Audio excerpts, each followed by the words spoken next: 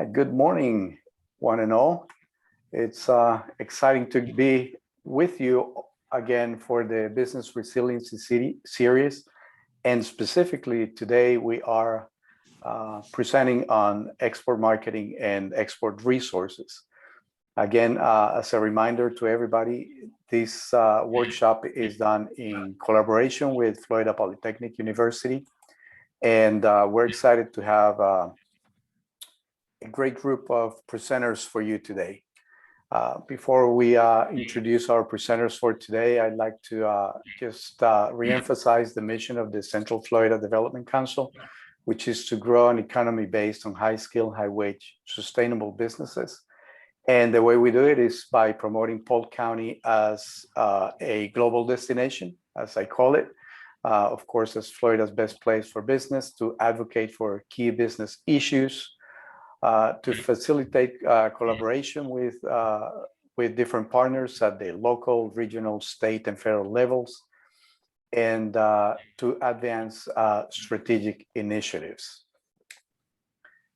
In terms of business resiliency, how we see business resiliency here at the CFDC is kind of twofold. On one hand, we look at business expansion opportunities, such as connecting the different businesses to technical assistance, whether it's the Small Business Development Centers, SCORE, the U.S. Commercial Service, the Small Business Administration, EnterpriseFlorida, a large group of partners. We also support import and export opportunities for local businesses. We identify sites as businesses expand and they need additional locations here in Polk County. We look at supporting them through site selection. In some cases, we may have some incentives that are available through the Board of County Commissioners, and we work with municipalities in the county in order to expedite the permitting process. On the other hand, we look at emergency support function as a way of supporting our existing businesses. We look at disaster preparedness as one of the important aspects of it, and we work directly with the businesses or with partners for business to be able to write their own disaster preparedness plan. We also work with the county in disaster response, and we work with all the different agencies at the state and federal levels to work on disaster recovery. So it's important to remind local businesses that we are here to support their needs and that we have local, regional, state, and federal partners that support our efforts. Just a little reminder on the Business Resiliency series. We started back in March. It's done the last Tuesday of every month. And we talked about business financing, dealing with emergency and disaster, business growth and expansion. And after the summer, we convened again and we talked about marketing. So here we are talking about international markets. And for our next and last workshop, we will be talking about business continuity. So please stay tuned and make sure to spread the word. And we hope to see you at our next webinar as well. So with that, allow me to introduce our presenters. And so I'm pleased to introduce Pablo Arroyo. Pablo is with the Small Business Development Centers at the University of South Florida. Known Pablo for a number of years.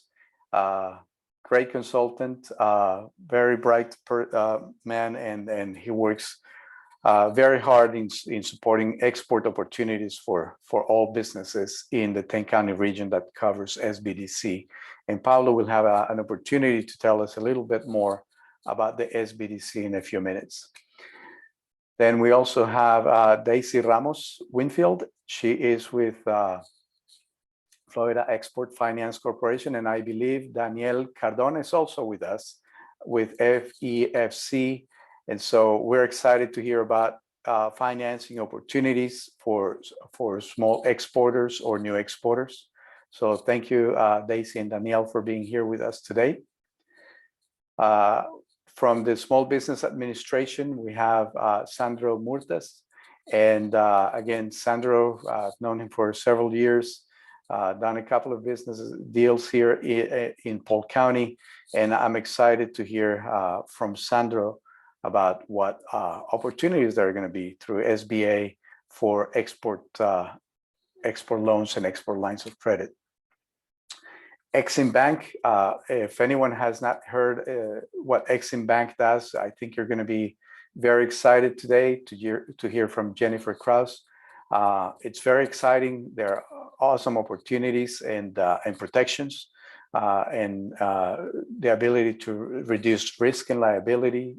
So Jennifer will tell us all about what Exum Bank's role in exports. And we also have Sandra Campbell with the U.S. Commercial Service, great partner, been working together, supporting export opportunities for years. And Sandra is right here in our region, so she represents the federal government, and she has connections with over 80 locations throughout the world in supporting the needs of exporters. So Sandra, thanks again for being with us today. Some of you may recall that Sandra was with us. She was our keynote speaker in May for Polk Goes Global. So I'm excited to have Sandra with us again today. Joseph Bell is with Enterprise Florida. And for anyone that hasn't heard the Enterprise Florida story and how small businesses can benefit, or any business can benefit from Enterprise Florida's programs for export opportunities, you're going to be very happy to hear what Joseph has to tell us today. Last but not least, we're going to hear from Dr. Herb Nold.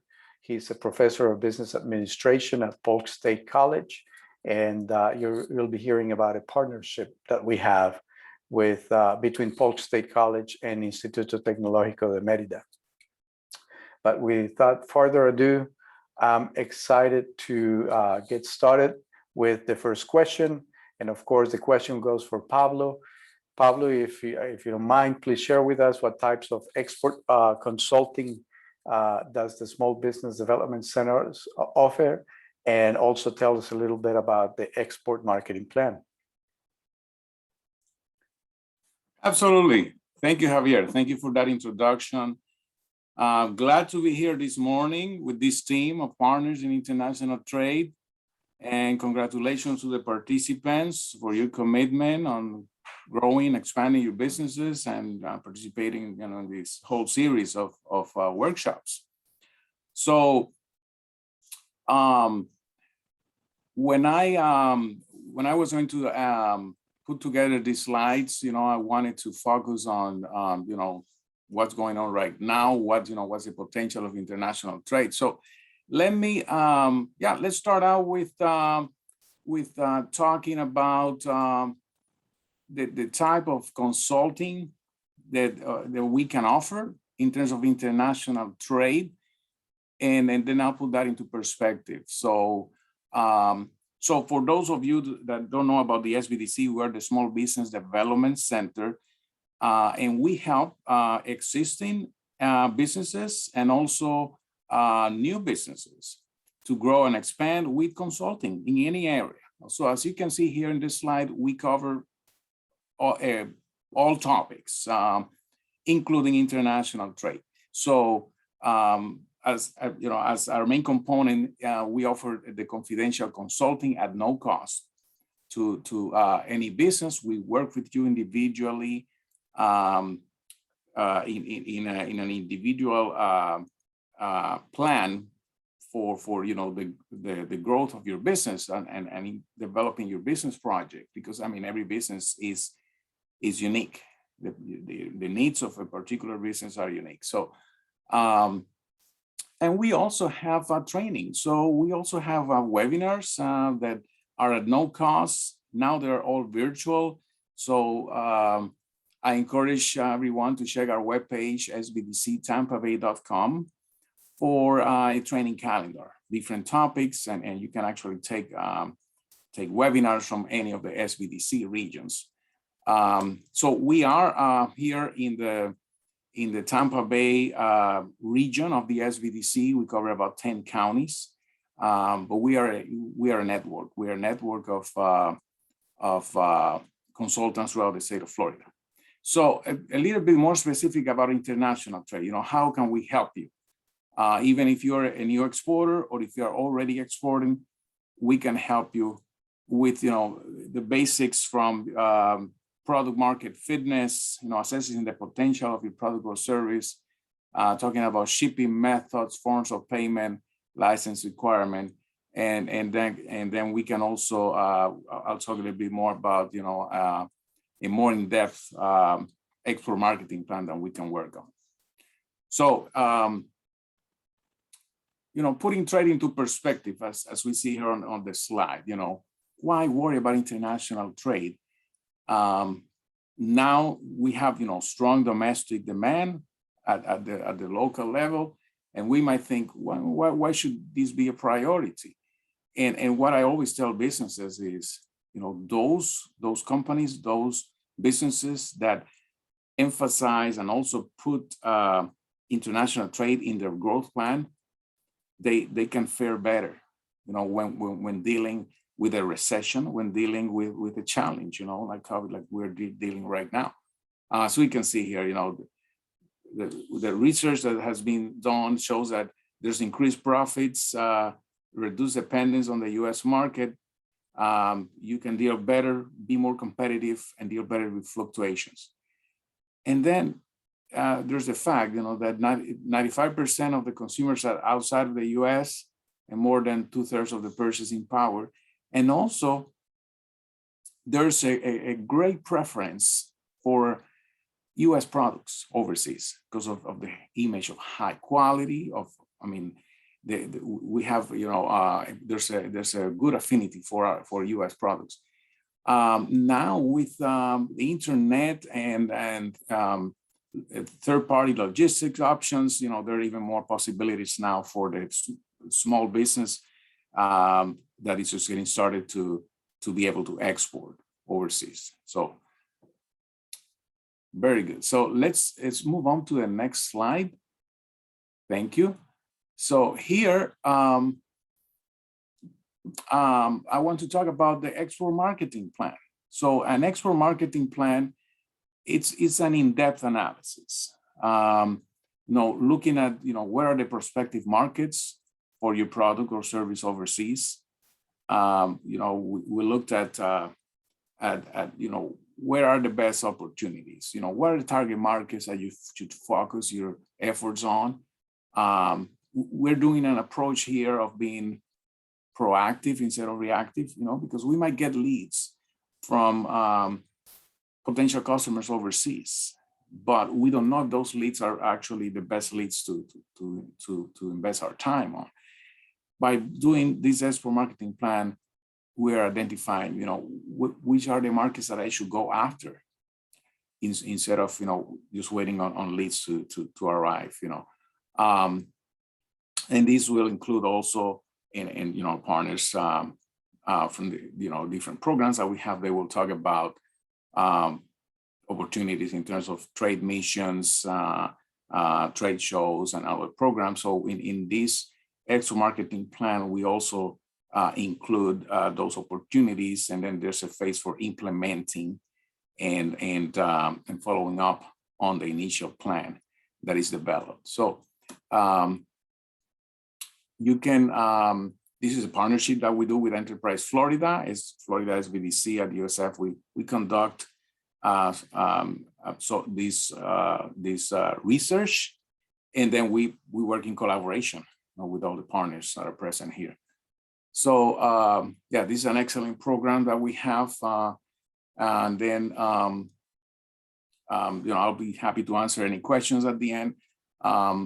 There's a final slide that I don't want to take too much time. Then there will be an opportunity for questions and answers later. But I encourage everyone to stay connected with us. Sign up for a newsletter. That way you can keep abreast of events, technical articles that we publish, things that are going on in the SVDC.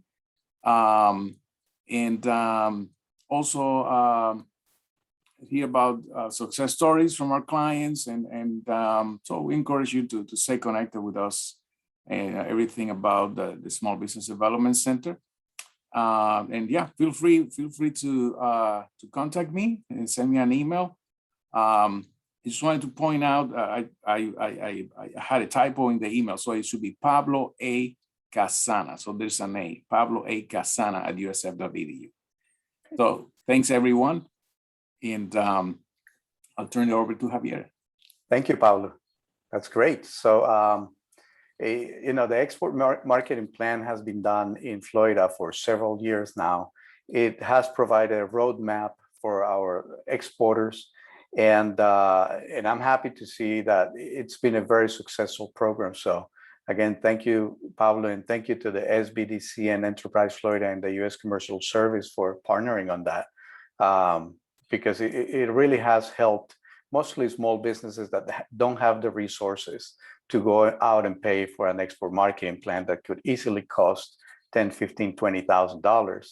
And they can literally get it. And I'm not trying to steal Joseph's thunder here, but $500 for a marketing plan is it's a big thing. So and of course Joseph will explain a little bit more as we move towards the end of the presentation.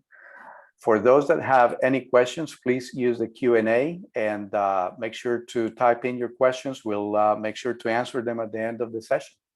So let's move on to Daisy and Daniel. So what financing options does the Florida Export Finance Corporation have for exporters? And you're muted, Daisy. Thank you. Sorry about that. Thank you, Javier. It is a pleasure to be here with you all. Feels great to be able to participate with the exporting community and the small business community of Polk County and surrounding areas. I represent today Florida Export Finance Corporation, or FEFC. We are an instrumentality of the state of Florida, a not-for-profit created and funded by the state in 1993 with a mandate to support Florida companies that are in the business of exporting in their quest to increase job opportunities as well as income for Florida residents. And the way that we achieve that mandate is by providing 3 key items to the exporting community of the state of Florida. Item number 1 is business consulting. Item number 2 is technical advisory. And item number 3 is financial assistance. So we do offer different loan programs, direct loan programs, as well as loan guarantee programs for Florida exporters. As this is a state-driven program, we do require for the Florida exporters to be registered and incorporated, as well as conducting business in the state of Florida, shipping from the state of Florida as well. And what we do is we create a risk mitigation program for the lending community of the state of Florida in order for those banks and non-bank lenders alike to feel more at ease to generate credit facilities for our Florida exporters. We do have a great alliance with our U.S. federal government partners, such as the Exum Bank and the SBA and the USDA and the DFC, but we are also a sister organization of EnterpriseFlorida.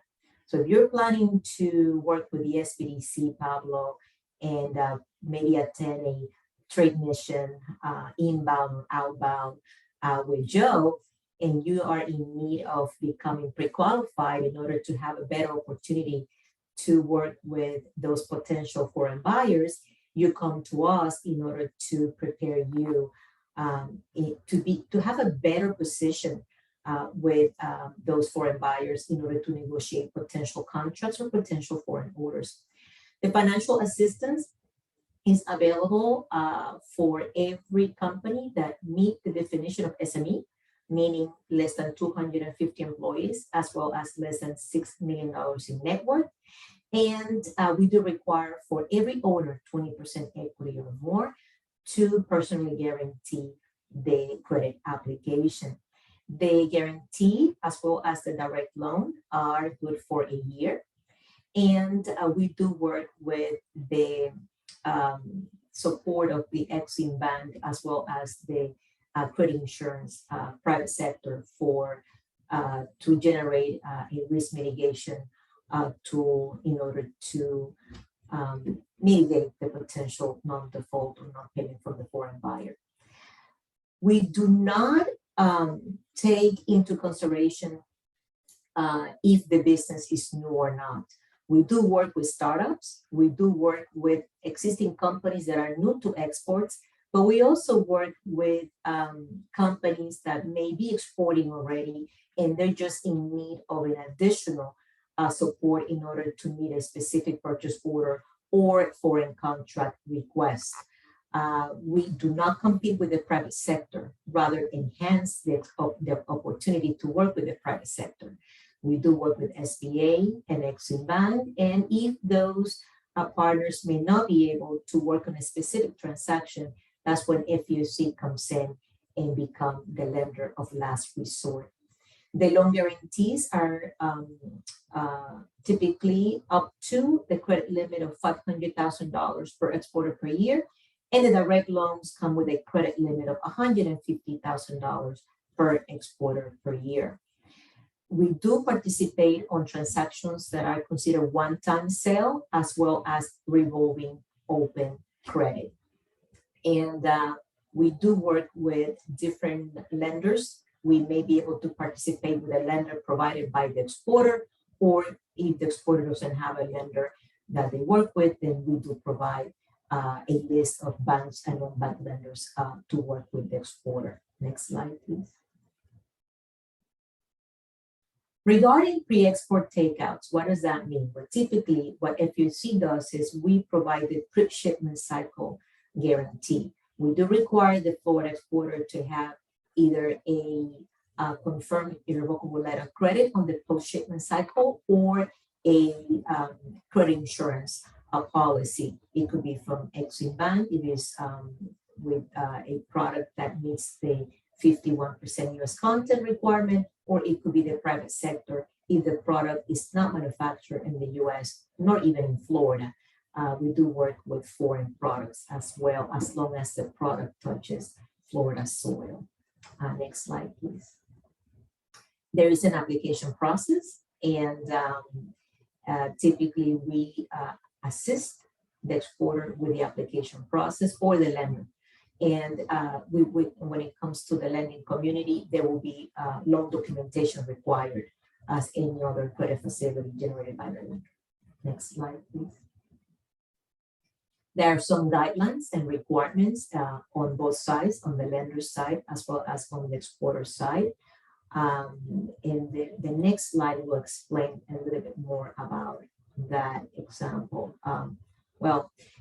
Maybe that slide wasn't there. The slide explains what is a typical transaction that we participate in.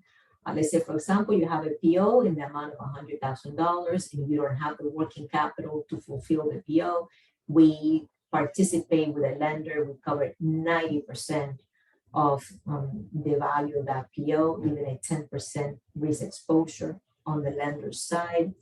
And the process takes a total timeline of 10 business days from the moment that the exporter applies to a FEOC. On the lender side, typically it takes 30 to 60 days if we work with banks, and or 30 to 40 days when we work with the non-banking lending community. Next slide, please.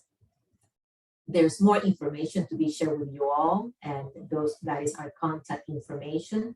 If you have any questions, just send us an email or give us a call. We do look forward to assist all exporters with their financial needs. Thank you.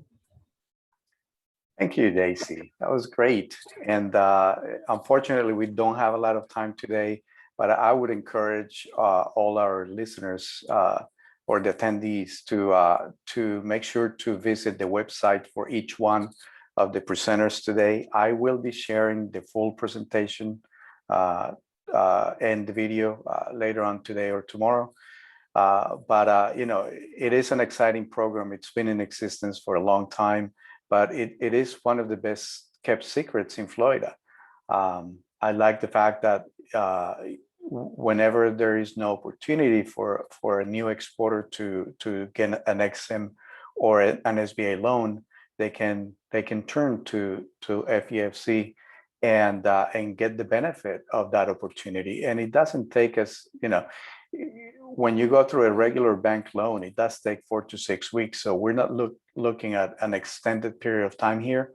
And you get all the benefits that you need. So again, thank you, Daisy. Appreciate you. And again, anyone with questions, please add them to the Q&A. I see that there are a couple of questions. We'll be going back to those at the end of the session. So thanks again, Daisy. Good to meet you, Daniel.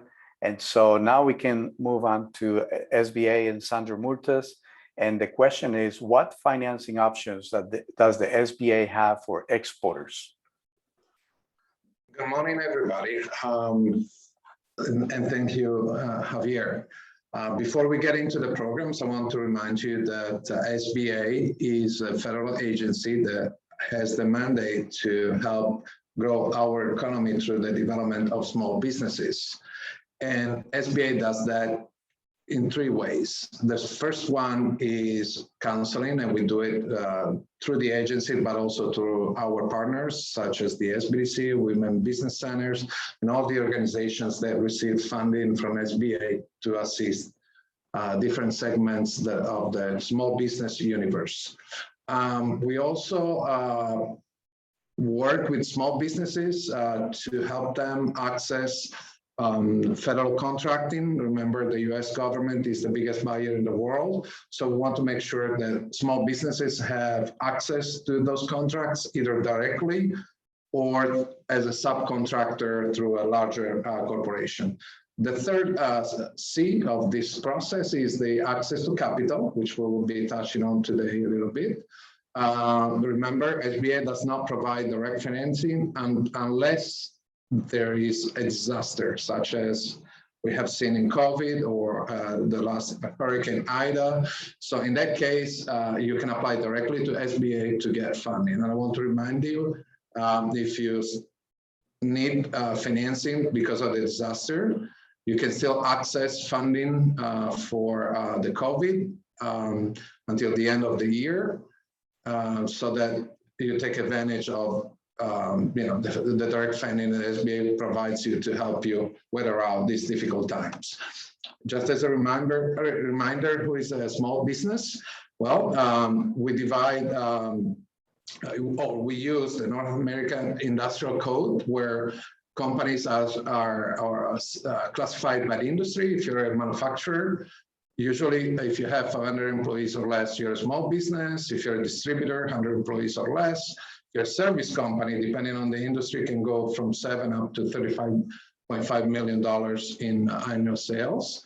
And we also provide an alternate size standards where you have a company that is borderline between small and large, or not small. So we can look at some financial indicators to determine if they still qualify as a small business.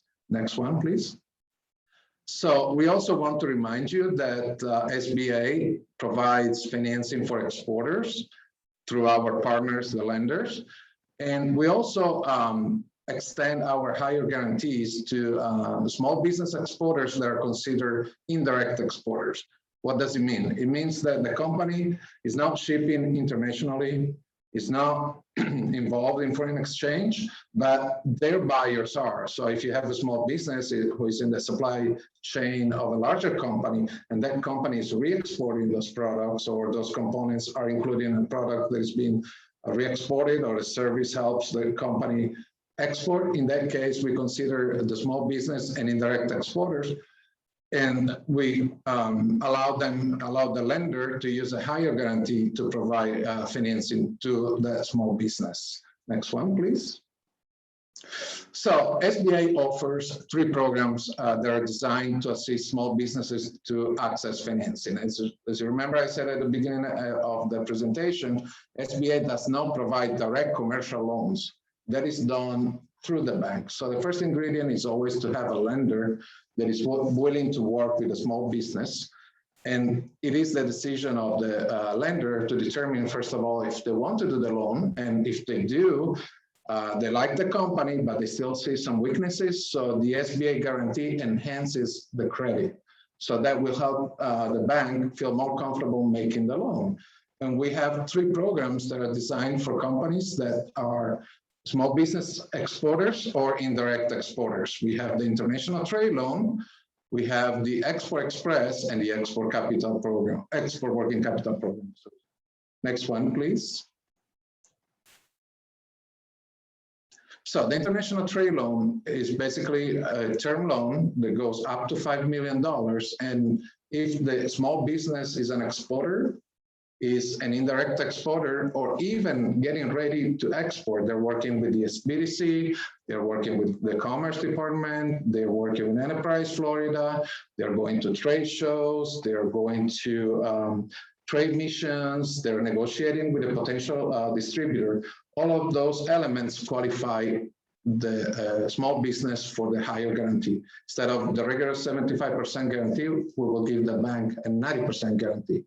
And basically, you can use the funds for commercial real estate, to purchase equipment, refinancing, debt, permanent working capital, and even business acquisitions if there are, if you're, for example, buying a business that has included in a transaction either commercial real estate, equipment.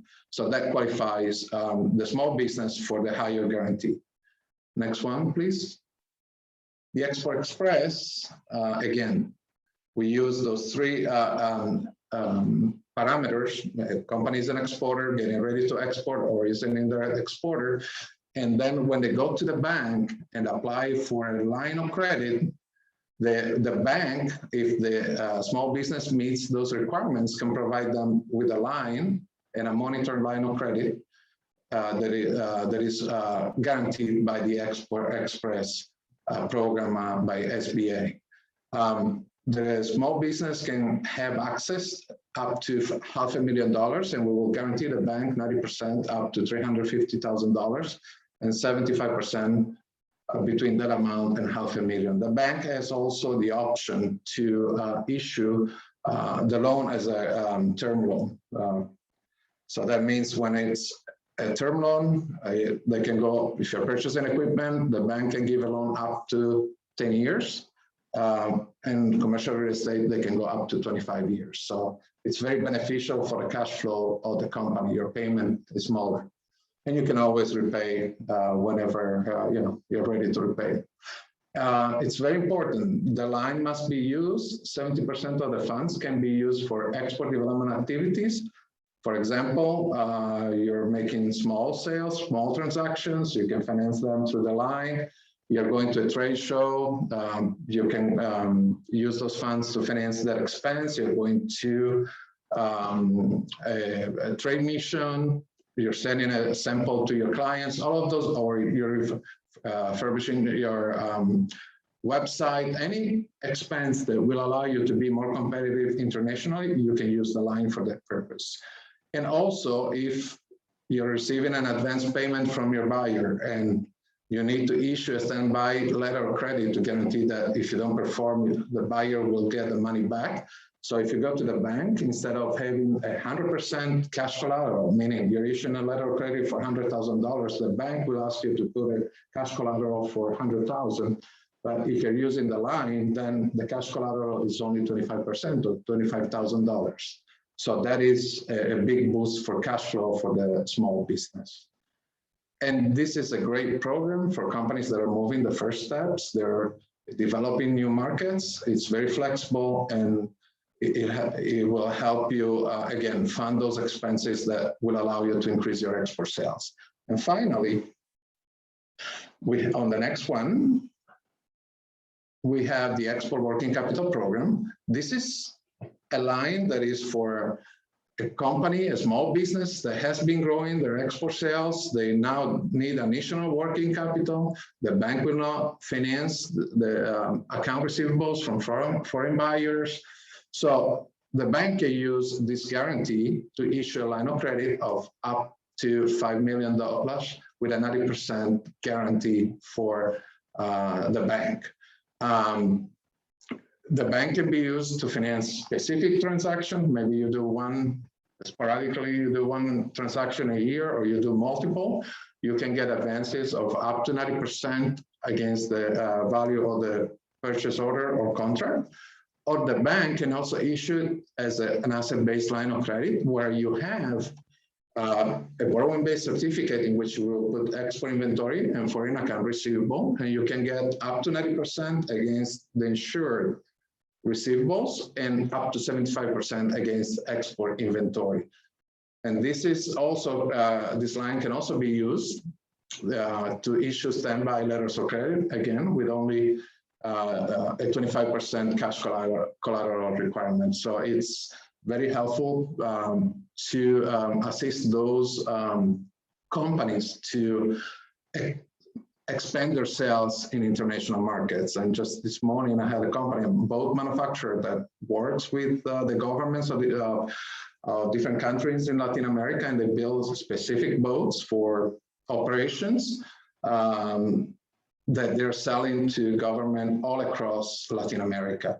So that will help the company to increase the sales because they're growing. They have other orders coming in. They don't have the cash to finance that, so they can use the line to expand in those markets and finance those sales. And this is my presentation for today, Javier. Thank you. Thank you, Sandro. Great presentation. Again, the SBA has supported a lot of businesses throughout, their life cycles. And this is one more way in which SBA supports small businesses to be able to export. And so far, we've answered a couple of questions in terms of, if I want to export, then what is it that I need? Well, one thing is the business plan. You need consulting with people who are qualified to help you through the process. We've talked about the financing, which is, maybe not the number one, but it's definitely a number two question in people's minds. How am I going to finance my export opportunities? But there is more. And so with that, I'd like to move on to Jennifer Krause with the Exum Bank. And the question, Jennifer, is what role does the Exum Bank play in providing additional solutions to exporters? Thank you, Javier, for letting us share some of the Exum Bank products with your community today. So the Exum Bank, just for the folks that don't know us already, is also one of the federal agencies here on the call today that supports U.S. jobs through exports. We provide a product, primarily our most common product, that also the private sector offers, but sometimes the private sector doesn't offer it in certain countries or for certain industries and so forth. So we are complementary, we like to say, to what the AIGs of the world, for example, offer. And no company or transaction that we work with is considered too small. We understand a lot of the press that Exum gets is about pertaining to the larger transactions that Exum's involved in. But in fact, we do work with primarily U.S. small businesses. As Sandro gave the definition that SBA follows, we follow the same definition for U.S. small businesses. So manufacturer of 500 or less employees, distributor of 100 or less, or service companies of a certain sales revenue. So please do approach us for any size transaction. I just want to dispel that myth right there about Exum. On this following slide, I'll cover what it is that Exum's primarily doing, and it's something called export credit insurance. So when you have found these international customers, you've negotiated these contracts and purchase orders, and you may start out your initial relationship on letters of credit or doing cash in advance with those customers. Typically, at some point, the customer relationship will evolve into a request from the customer to give them credit. And so what we want to do is just make sure that your sales and invoicing are protected by using an insurance product. So Exum, again, has no minimum transaction size, minimum size company that you need to be. And it also doesn't matter what size your customer is. So they don't need to be large entities overseas at all. So what this offers is risk protection of doing business in other countries. So commercial, political reasons of doing business in other countries, arise. It could be because you want to be competitive against other companies that are selling to your customer, and you want to be able to give 30 days and 60-day terms, those longer terms that are expected in the international marketplace. Or your lender, based on the lending programs that Daisy and Sandro were speaking about, your lender may require you to have this kind of insurance. Some of our exporters use it for all these reasons, but some just use it for one particular reason. On our website, we have a listing here of alphabetical listing of countries in which we offer this kind of insurance in. So I encourage you to access or bookmark this link to our country limitation schedule. Right now, we're open in about 185 countries around the world that you could purchase this sort of protection on your invoicing. And on this next slide, I'll just mention that we offer it on a one-off basis. So it doesn't have to be for a whole export portfolio. We have plenty of US exporters, Florida companies who just want insurance for one particular newer customer that they don't really know so well, that they're going to start giving credit to. And these programs run for a year at a time. So you have a insurance approval on that customer to repeat sell to over and over for a year. This one-off type of coverage is 90% coverage. So it's a 10% risk for the US exporter on the invoice amount, so including the markup. So the 90% of the invoice to the customer would be covered. This is a real example for United Arab Emirates sale. If somebody had a $10,000 transaction there for 60-day terms and you're exporting out of Tampa, let's say, it would literally cost you $67 to protect a $10,000 order. So very inexpensive. And then there's there's a listing of countries there on the right side. That link will take you to pricing for other countries for the coverage on a one-off basis. And on this following slide, you'll see that there's also an option to do coverage as a portfolio. So some of our exporters decide they want all of their international customers to have the insurance. So you know that you're protected no matter which of these countries you're selling to. And that dictates a blended cost for the world. So instead of the cost changing per country, it's across the board, just one cost. And that's helpful just to build in, knowing these rates up front, build in the cost of the insurance to invoicing with the customer. There's no restriction. We have plenty of exporters that do that. There's no sense for the US exporter to have to bear that cost, excuse me. On this following slide, how to qualify international customers. So it's pretty easy. The qualification initially is just setting up the US exporter with an account, which is very simple. It takes just a few days. And then we start qualifying international customers that you may be selling to. The customer does not know we're doing it. It's all behind the scenes. And we just communicate to the Florida company, that we have looked into that company and here's what we think about that company. So it's very helpful when considering who you're selling to overseas. Because I know a customer could tell you and send you, what they would like to send you, let you know what they'd like to let you know. If you haven't had the opportunity to visit them in country, it's kind of helpful to have a little bit of extra intelligence behind the decision that you're making of who you're selling to. So very simple to get a qualified international customer, but we primarily just have a couple of restrictions about that. It's not military products. We don't work with military, and that the foreign buyer's been in business for 3 years or more.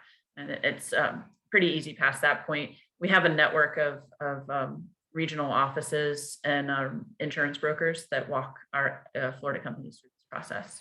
And on this following slide is just a step-by-step, just to show you how easy it can be to work with a government agency. The exporter usually calls us and we help them determine what insurance product's best for them and help them with the application, which is in our online system. We're paperless. Fill out an online application, literally a week or so, we give an approval to the Florida company and even approve maybe the first international customer that you're selling to. At that point, you could offer the credit terms to your buyer because that if you offer them terms, it'll be covered by Exum. And it's maybe step 3 at that point, they accept your offer for credit terms on a purchase order and sign that. Step 4, you ship the product or perform the service. And step 5, at that point, you're letting Exum Bank know that the sale actually took place.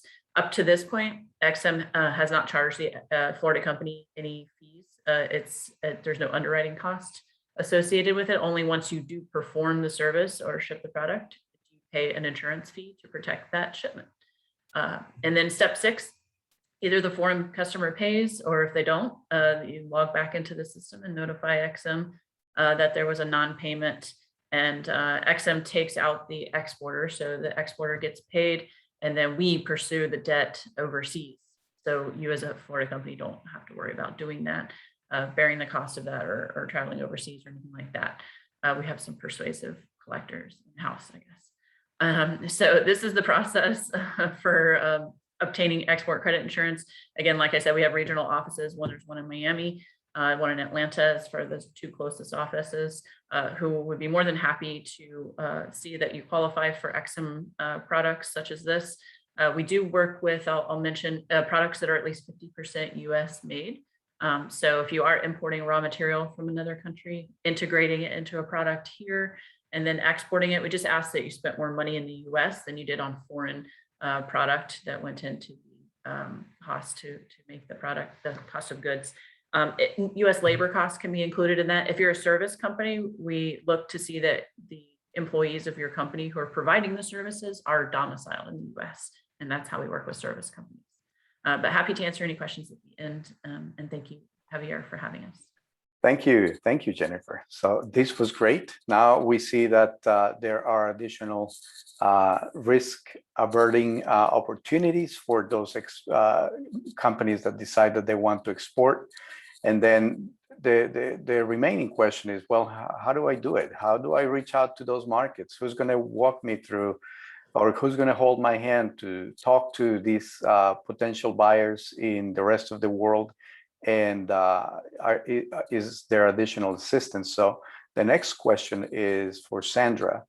And it is, what is the role of the U.S. Commercial Service in supporting exporters? So Sandra?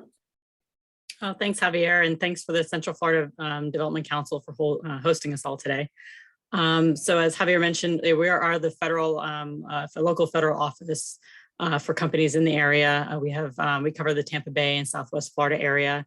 We have an office here, but we also have 100 offices throughout the country. And then we have about 100, and I would say maybe like 125 offices worldwide through our embassies and consulates. So we do have a large kind of staff deployed worldwide in the countries of interest for you. And what our role is, we have several things that we do. We provide a lot of export counseling on a day-to-day basis. So it's free export counseling to companies. I noticed one of the chat questions was about services as well. So we do help with products and services. With services, we work with architectural engineering, construction, finance, I think I saw marketing. So we would be able to, sit down and talk to you about services specifically. Just some tips would be too, I've just noticed from recent experience would be for services that you just need to kind of show if you have kind of a particular industry niche that you have, maybe some customers that you have worked with in the US that might be names that people would recognize, or if you even better have worked internationally before. I think those types of references really do help with services internationally, and we can make those introductions to potential customers. I'll talk about the matchmaking in a moment. Besides the counseling that we do have some things. Luckily, we've got a great finance partners with Exum and SBA and FEFC on the line, so they're your experts there. We also have with logistics, export controls. We do have a sister agency that handles export controls for export licensing. So if you're not sure about whether you need an export license or not, you can come to us and we can kind of guide you through that process for the compliance. And there's also the business development side, so which is kind of going to lead into the market intelligence. We do have a lot of free information and reports that we can provide, but there's also, we can do some customized market research as well. And then we also get background checks. So we get this kind of all the time I got an inquiry from someone in the Middle East or Latin America. I really don't know anything about them. So we can actually check with our offices in country to see if they just know them by name, or we can actually do more of a comprehensive background check on them as well. where they'll actually go and even recently we actually had one that would actually visited them. They actually will make sure they're actually a legitimate office or warehouse for the companies. So, and then we go into the business matchmaking. So if you're looking at entering a market for the first time, or you want to switch, distribution partners in country, we can actually do that through our offices in country.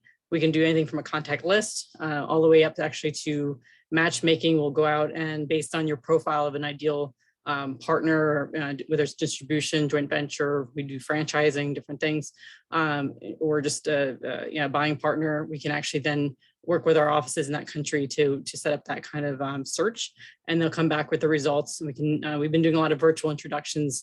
In the meantime, we also do this in person as well when people start traveling again. And then we also do commercial diplomacy. So if you're bidding on a foreign government tender, we actually have a group called the Advocacy Center in Washington that can get engaged when it's foreign government bids to help out with kind of leveling the playing field. If you're competing with, say, European or Asian competitors, we have this advocacy group that can help as well. And next slide. And this just has some statistics as far as support. I mean, most of companies that we support are small and medium-sized companies. There are some first-time exporters. It's kind of a mix. We have some people that maybe exported to just a few countries reactively, and they're looking to just expand and maybe have a more of a targeted approach. And then we have some people who've exported to us, particularly maybe a larger company, say Mexico, Brazil, and just want to increase their presence in country through our offices there. And next slide. And this is just to say too, I mean, just kind of give you perspective, many countries have only 12% of our GDP is generated by exports. You can see it like many other countries, particularly Germany. There's exports is very important to their economy. So it's always great. I always tell companies to kind of diversify for their own company.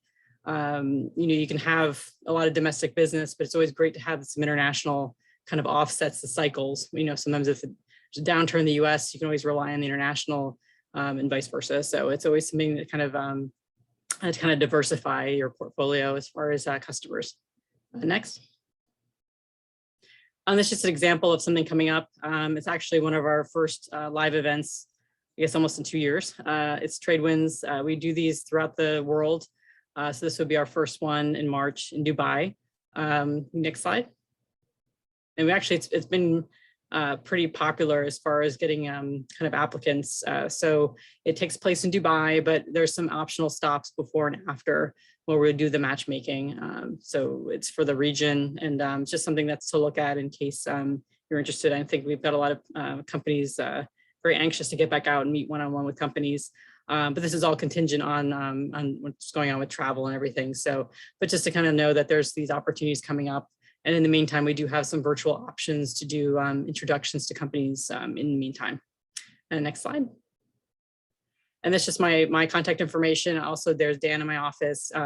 I cover Polk County, but Dan also covers some industries for our office, including aviation, defense, franchising, tourism. So just feel free to reach out to one of us and we'll help you out. Thank you. Thank you, Sandra. And so if you don't mind, would you expand a little bit more on the process for the Gold Key?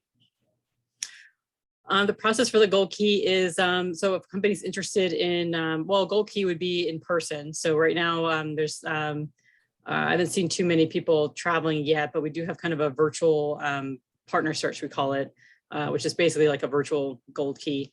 And what we do is we reach out to our offices in country based on your product or service. You kind of complete a questionnaire for us.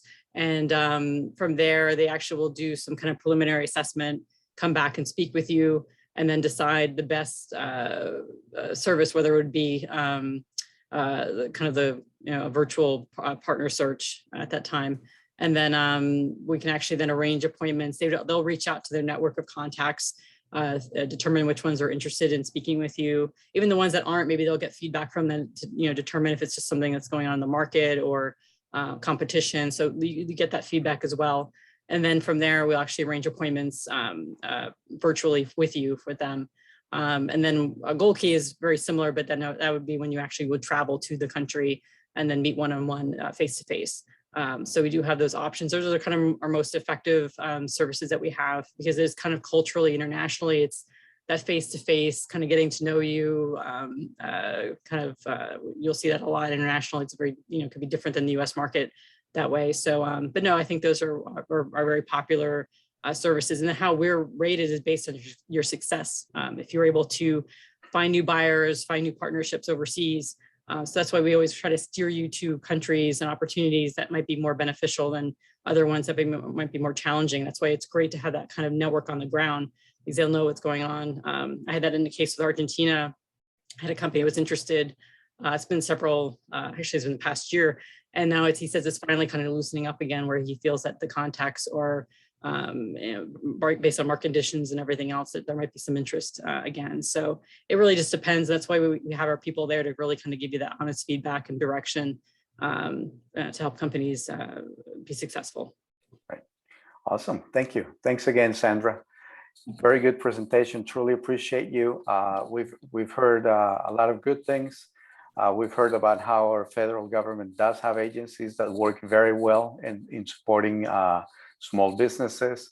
So we're looking forward to getting back out there, and well, even before we can go on trade missions and all that, you can still find your export partners through the different relationships that you're able to build through this conversation today. So thanks again, Sandra. We'll move on to Joseph Bell, and Joseph again is with Enterprise Florida, and the question is, once potential exporters have done their due diligence, excuse me, they went through the business planning, they know they can finance the program, they know they can find their export partners. So how can Enterprise Florida support their efforts moving forward? Joseph? And thank you very much, Javier, for giving me the opportunity to present to your group.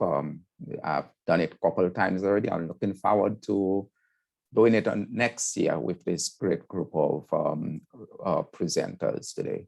And I trust that our audience will recognize the value of those resources, because companies that have used them in the past have demonstrated that it works. So we're not there just giving information that is, just pie in the sky.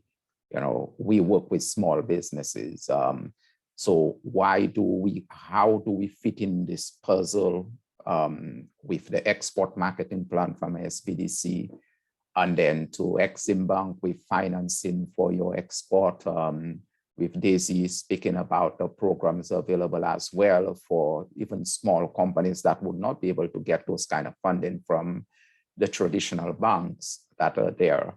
Where do we fit in all of this? So before I move into that, Enterprise Florida, we serve as the economic development agency for the state of Florida, and whoever serves as the governor of Florida serves as the chairman of our board, and our CEO serves also as the Secretary of Commerce for the state of Florida. Next slide, please. So what do we do? And one of the key features with all of the presenters there is talking about small businesses. So we're there to support you as small businesses with all of those resources you would hear, whether it was from Sandro or from Daisy, or even from Sandra talking about, up to 500 employees. Well, we're in the state of Florida. Our focus on our programs is for the small businesses. Not that the big ones would not benefit from our resources, but when it comes to the grants, it is for our small businesses. So I'll go straight into the meat of it, in terms of the resources that we currently have to support our small businesses, because recognizing what has transpired through COVID, I will tell our small businesses, people are still buying and selling goods overseas. So in as much as they may not be able to travel overseas, Sandra spoke about the gold key, which is for in-person, but of course, she mentioned the international partner search with virtual introduction. And we at Enterprise Florida, we provided grants to small businesses to benefit from that as well. And likewise, Enterprise Florida have our offices overseas that we have transitioned to whereby they are providing that kind of service through our virtual business matchmaking. So one way or the other, we know how to adjust to support our small businesses. So we've heard about the export marketing plan that prepares you as to what's the best market you should attend, you should pursue, develop your resources for that. SBDC does that well. I don't know of anybody else that could provide a very complete program like this. Enterprise Florida will provide a grant, as he said, up to $4,500 to the small business. So that's your side of it is only $500. We have as I said, we provide the grants for the virtual business matchmaking, and for Sandra's program, which is the goal key service as well, and it's on the slide here. But we also have for those companies that just want to attend a trade show overseas, and they're seeking funding for that. Again, because they are small businesses, you have to, outlay so much money as a small business. Sometimes those shows could go anywhere from $15,000, $20,000. And as a small business, you want some kind of support. So we at the state of Florida, we would provide you with a grant. I'll bet you have to pay for it upfront. And I think that's where Sandro talked about certain funding that's available to small businesses to support them participating in international trade shows. But we would provide you with a grant that would allow you to offset the cost of attending those international trade shows. The business matchmaker grant, whether it's through the US Commercial Service, through their Gold Key service when people start traveling again, or currently through the International Partner Search Plus virtual introduction, a great tool that they have developed, and it's an excellent tool in itself. And as I said, through our Enterprise Florida offices around the world, we have what we call our virtual business matchmaking program. Again, the key in both of those, whether it's the US, the International Partner Search virtual introductions, or the virtual business matchmaking program, we still do the due diligence on those companies overseas to ensure that you're speaking with or you're engaging with a company that is who they are. And it's not just a fictitious company or somebody with just a PO box number overseas. No, we verify that this is an existing company, that if there's that they complement the products that they want to get from you, or that they're existing, that they're doing business, versus you just trying to do some cold calls on your side. And we spoke about the export marketing plan, and likewise there is the online global program, which for those companies in Florida that are trying to enter markets where the language is not English, where, say, for example, Mexico, Spanish, or Brazil, Portuguese, France, French, and certain African countries, whether it's Portuguese, some of them are speaking, or even China, Mandarin. So we would provide you with a grant that would customize your website that's tied or specific to that particular country with a URL for that country. So when companies are searching for products that you yourself manufacture in Florida, so in that market, automatically your company would show up as, because you have a website address that is tied to that country. And then it's that your website, so if it's a Brazilian website customized for your company, it's now tied to your US company website.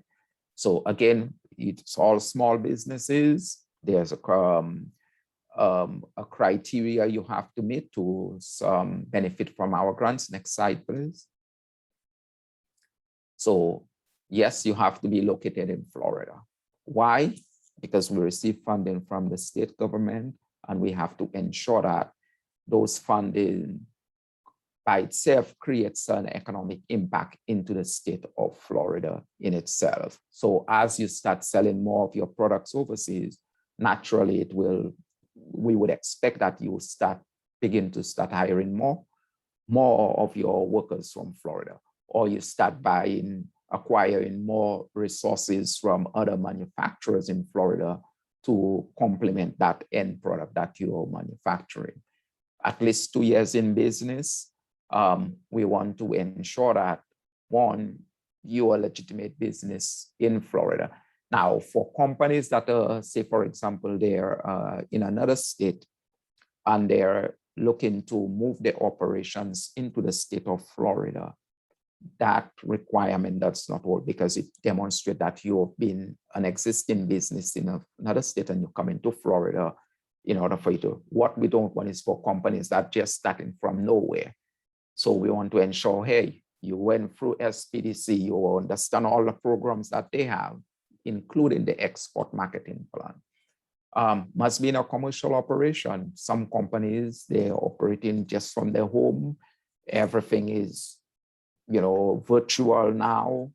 No, those kinds of business, how can we demonstrate that you are having an economic impact into the state of Florida, whether it's direct, indirect, or induced jobs that you're creating? That's the whole intent of the program, to have a significant economic impact in the state. So you have to be operating out of a commercial operation. Product must be, again, viable in a target market that you are attempting to enter. And that's why the purpose of the U.S. Commercial Service, they'll come back and give you that free market analysis. Yes, there's a market for a product, or no, but at least you're not just going into those markets blindly in itself. And of course, it's for small businesses. So as a small business, you're always welcome to see if you qualify for our program. And likewise, that, the product or service on the market that you're pursuing, that there is actually an opportunity for you out there. Next slide. So these are some of the offices, our offices around the world. As you could see, we're touching almost every continent out there in itself. So feel free to reach out to me to see how I can support you on your international trade initiatives. Places we don't have countries, offices, we work closely with the U.S. Commercial Service, and even in countries that we're in, sometimes it makes sense to work with the U.S. Commercial Service in supporting your international export initiatives. Next slide. So here's my contact information. Feel free to reach out to me if you have any questions. And again, thanks, Javier, for giving me the opportunity. Thank you, Joseph. And again, one more great presentation. I can't say enough about this team.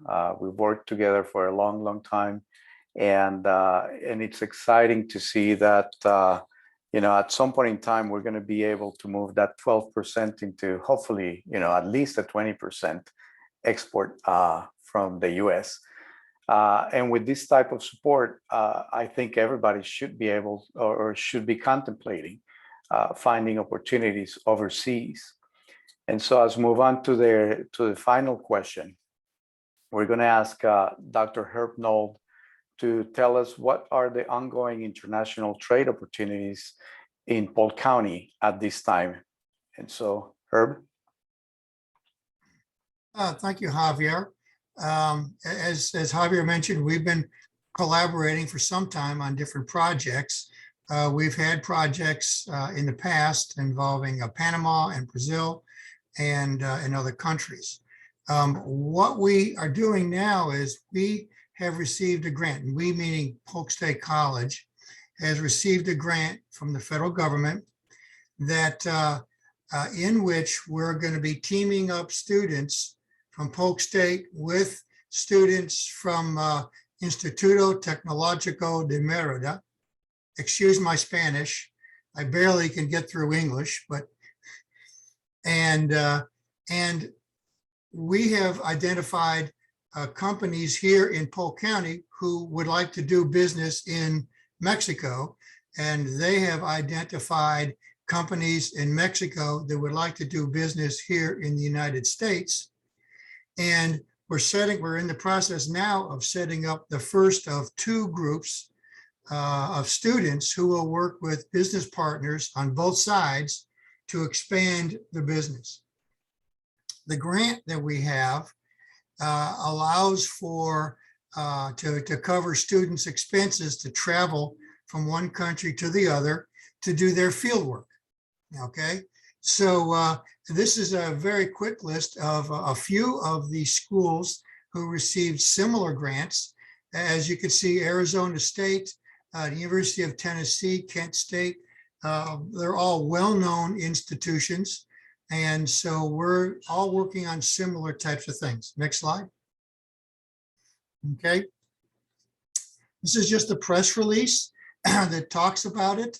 The program that we have now, we've already started for this year, but we are looking for business partners for phase 2, which would be beginning next spring or next fall.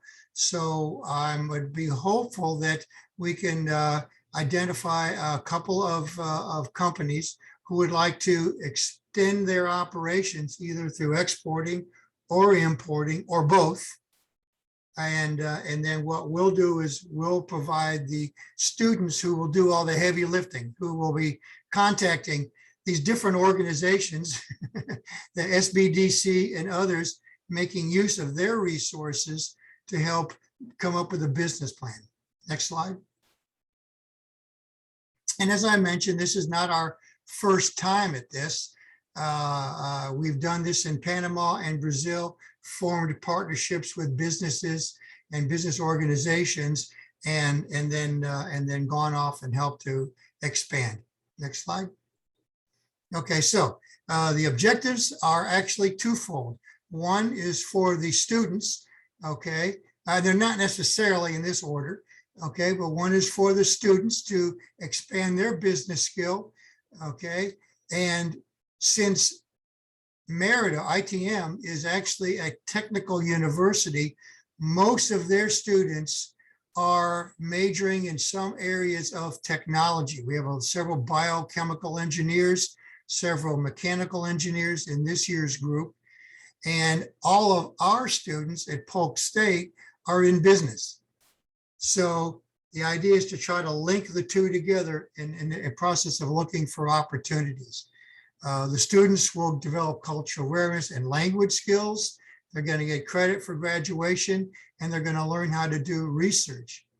The businesses, we're really working with Port Tampa Bay and looking for a way to open up trade routes between southern Mexico, the area south of Mexico City, and central Florida.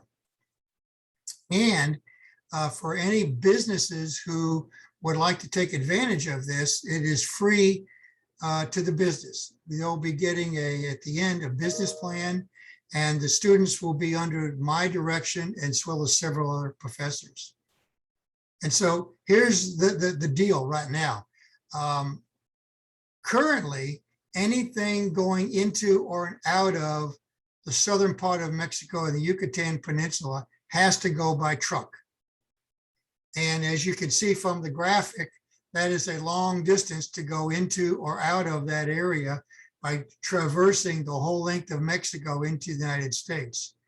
Of course, we all know Port Tampa Bay has been expanded, but also Puerto Progreso in the Yucatan Peninsula has been expanded so that they can now receive container ships.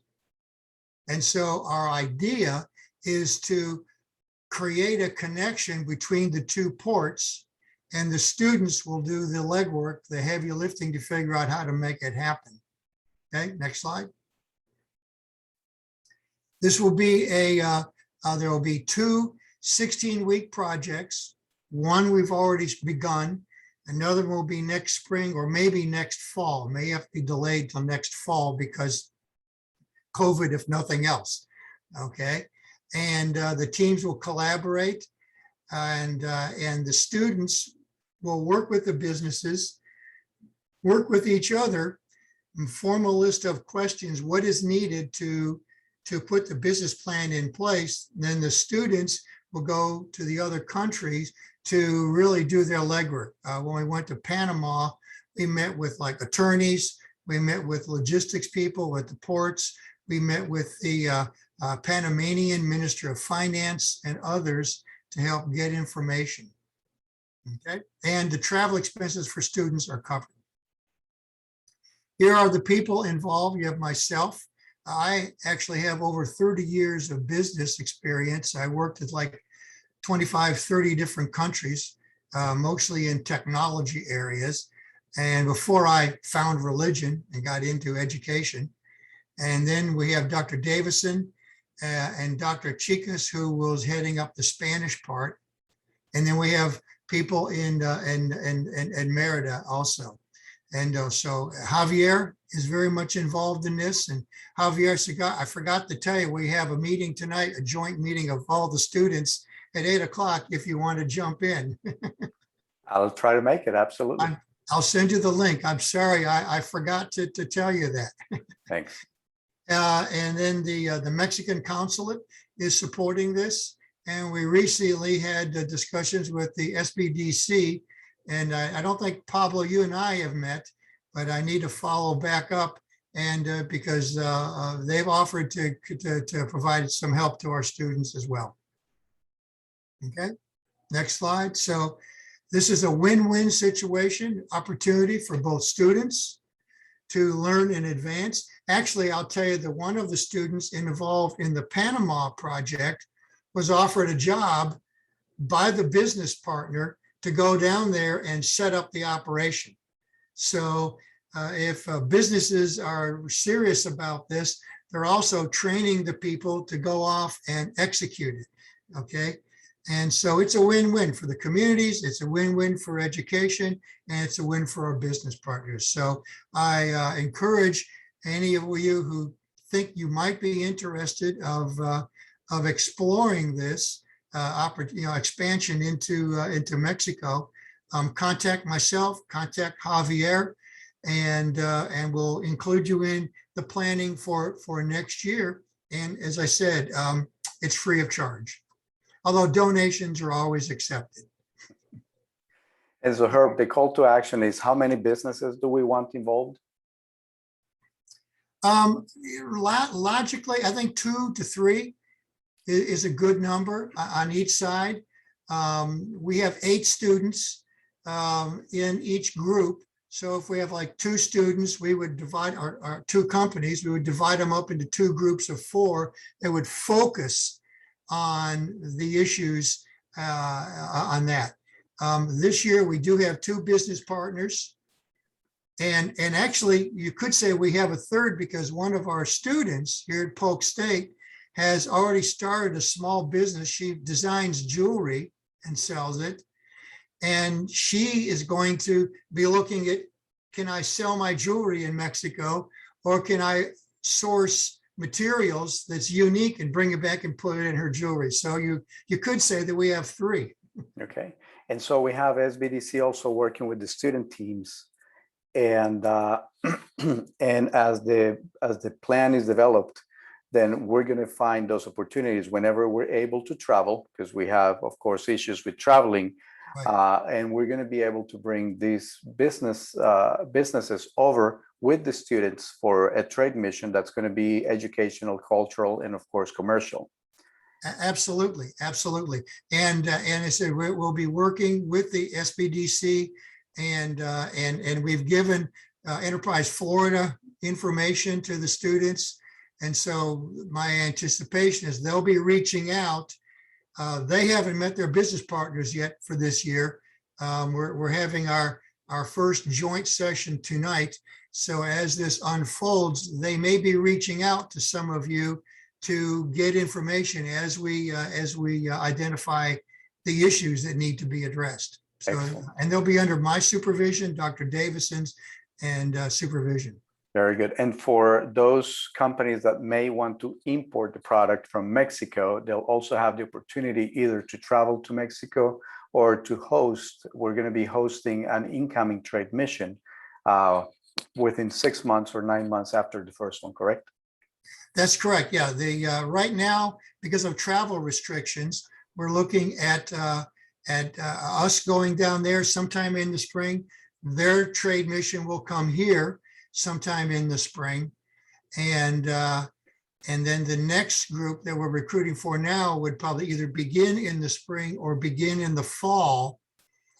And then all of the travel for the trade missions is obviously COVID, if COVID cooperates. Right. Okay, very good. Well, thank you so much, Dr. Nold. Please reach out to me if your business or you know of a business that may be interested, and I will certainly connect you with the resources as well as with Dr. Nold and Polk State College. So let's take a look at the Q&A. We have 8 minutes left in our session today. We had a question, 2 questions that were answered already. All 3 questions, so I'll read them all anyway. So Rick Maxey asked, what are the fees for the loan guarantees with Florida Export Finance Corporation? And Daisy answered that there are 3% flat fee per year, and most lenders may offer to finance it or deduct it from the proceeds. The application is $250. And Rick also asked, can you talk about permanent working capital from SBA? And Sandra answered that it would be a term loan that provides funds to build inventory. And Sandra provided his email address. We also had a question from Joel Harrison. He has a marketing firm and provides marketing services. Can they be exported? And Joseph answered that marketing services are exportable and that we're more than happy to provide assistance. I don't see any other questions, but if you do have any, there is one more. And so what are the U.S. commercial service fees? Sandra? Hi. Yeah, I just saw that one as well. So there's a lot of things that we offer that's free, as long as it's a U.S. or a U.S. company when it has U.S. products content. So we are counseling, any type of leads that we get, any type of research we can provide, that's kind of off the shelf. And then as far as there's any that for the services like the gold key fee, I think it's right now for a small company, most of our companies that we work with are small. It would be $900 for you, but that's if you're planning on traveling over there. I know the virtual IPSs, I believe, are like $750. So they're usually, it's in a few $100 range. And then, but anything that we do have to charge for, you'll know up front. So, but then that's kind of typically the range. I know like contact lists, I think are like in a $200 or $300 range. I know this, this Trade Wins program, I think for 3 stops was like $2,200 for the small companies. But also to keep in mind too, as Joseph had mentioned, there are some trade grants available for that. So whether you're doing like a trade mission or a trade show or some of these matchmaking services either through us or through Enterprise Florida, that you can actually then take advantage of those grants as well. But anything that we do have to charge for, we do let you know the fee up front. Thank you, Sandra. And there is likely, as you mentioned, there is probably an offsetting grant from Enterprise Florida to pay for some of those. Joseph, would you mind just repeating the grant opportunities through Enterprise Florida? Yeah, absolutely. So for any of the services, qualifiable services provided by the U.S. Commercial Service, so whether it's the in-person gold key service once they're traveling, or the international partner search with the virtual introduction, Enterprise Florida would cover the cost for that, which is normally a maximum of up to $2,500. With regards to our Enterprise Florida virtual business matchmaking program, again, up to $2,500. And then the export marketing plan, which is $5,000, but EFI would provide a grant for up to $4,500. And then lastly, you have the, if the companies wants to participate in a trade show overseas, once we have determined that it satisfies, that event is meets our requirements, meaning that you are actually exhibiting you're showcasing your products, because some companies, they attended a conference and they would just provide them with a table and they would come back and say, with this, no, it's a legitimate trade show. So for the trade shows, up to 75% up to $7,500 as which would be the grant as well. Thank you, Joseph, and thank you, everybody. Our presenters today are top notch. They're the best. Javier, I had just a comment, if I may. Yes, sir. Just to add to what Joseph said. So normally there's a $500 fee for the export marketing plan, but at the present time we're waiving that fee. So that's good news. I would encourage anyone that is interested to just submit their application, because we're waiving that fee at the current time. So it almost feels like an infomercial where we say, wait, there is more, but truly there is more. And I hope that our local firms start thinking about exporting their services, because a lot of the benefit that they're going to get from the different resources is probably going to be free or at a very reduced price. So thank you, Pablo, for mentioning that. Again, I want to express my appreciation to every single one of our presenters today. They're the best of the state of Florida. And as you know, state of Florida is probably the best of the best in the US. So the resources are here. Please reach out to us. Make sure that you take advantage of the opportunities, that you share this information with others. I will be sending out the presentation and the video link later on today, between today and tomorrow. But don't let this be the last time we talk about export opportunities, and the experts are here to help us. So thanks again, everybody. I will just remind everyone that October 26th is our next business resiliency workshop, and it will be on business continuity. And we're excited to have been able to provide so far these 5 workshops and the one to go this year for the small business community in Polk. With that, we're going to be signing off. Thanks, everybody, for all your efforts and your support. Thank you. Thanks a lot.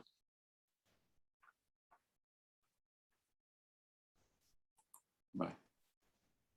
Bye now.